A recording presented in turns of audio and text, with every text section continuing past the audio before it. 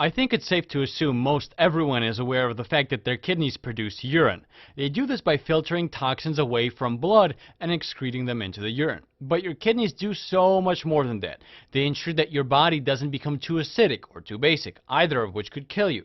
They produce a hormone called erythropoietin that allows for the production of red blood cells. They also activate vitamin D so that your bones can grow strong, and they make sure your blood pressure stays at an appropriate level.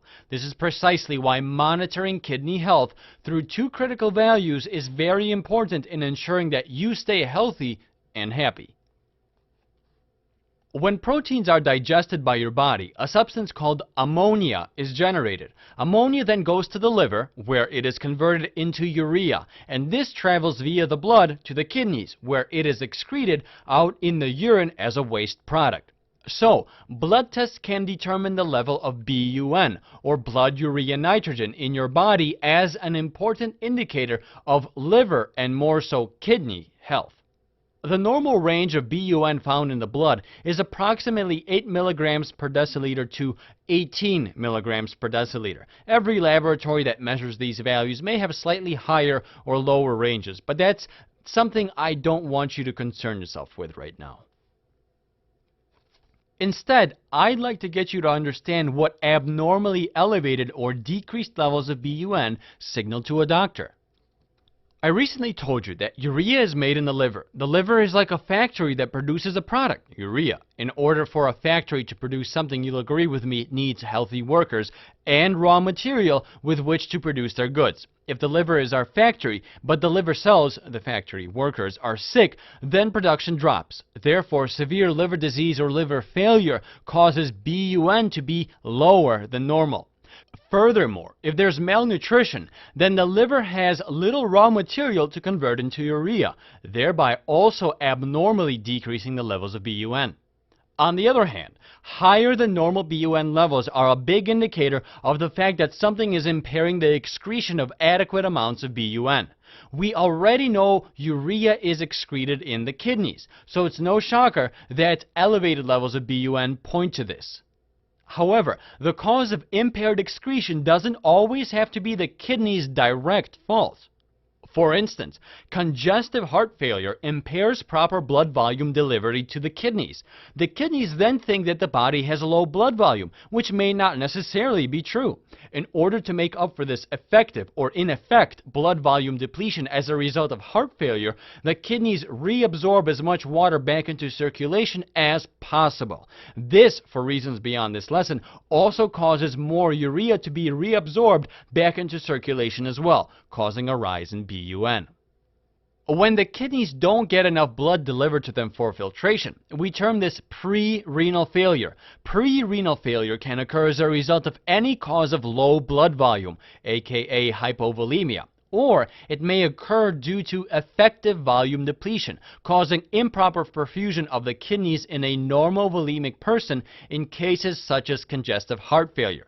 What this really means is that while there may be enough or even more than enough fluid in our vasculature, it's not getting to our kidneys anyways, in effect causing a quasi-hypovolemic state from the kidney's perspective.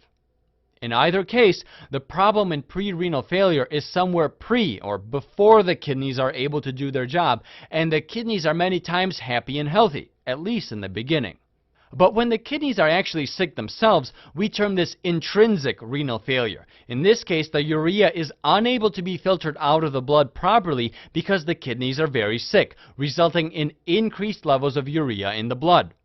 Finally, in cases where everything is fine except for the fact that the outflow of urine is blocked somewhere in the ureters, bladder, or urethra due to things like stones or cancer, then we term this post-renal failure because the problem occurs post or after the healthy kidneys have finished doing their job properly. Here, BUN rises because of a backup of urine in the urinary tract system, thereby decreasing glomerular filtration and therefore increasing waste retention in the blood.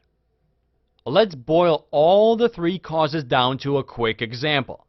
If you have a water pump, a hose from the pump to a glass cylinder with a filter, and a hose from the cylinder to the floor, you can recreate the three causes of renal failure. If the pump is broken or not enough water is available to be pumped, this is pre-renal failure.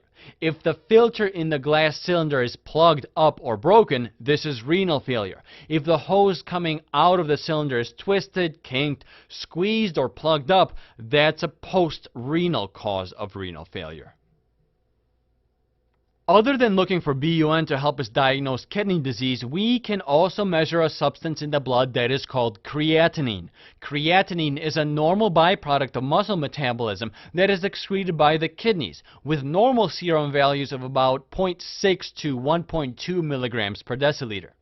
Unlike urea, creatinine cannot be reabsorbed by the kidneys. For that, and other reasons, it's a good measure of glomerular filtration rate, the rate at which your blood is filtered, and therefore how well the kidneys function. So, if the glomerular filtration rate decreases, creatinine can't be filtered out of the blood and into urine effectively, causing the creatinine levels to rise in the blood and vice versa. Because it is a breakdown product of muscle metabolism, its levels may decrease in cases of low muscle mass, such as older patients, whereas increased levels of creatinine occur in any of the three categories of renal failure I outlined before for BUN.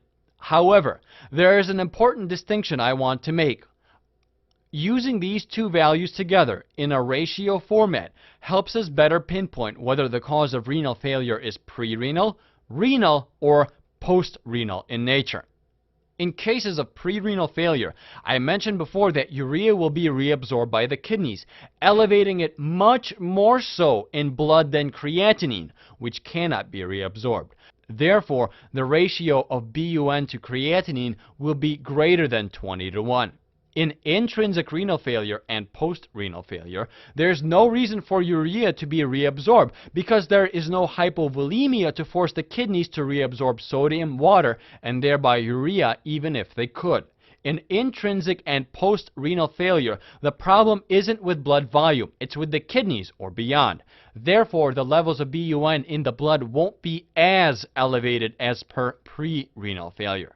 This means that the ratio of BUN to creatinine will decrease to less than 20:1.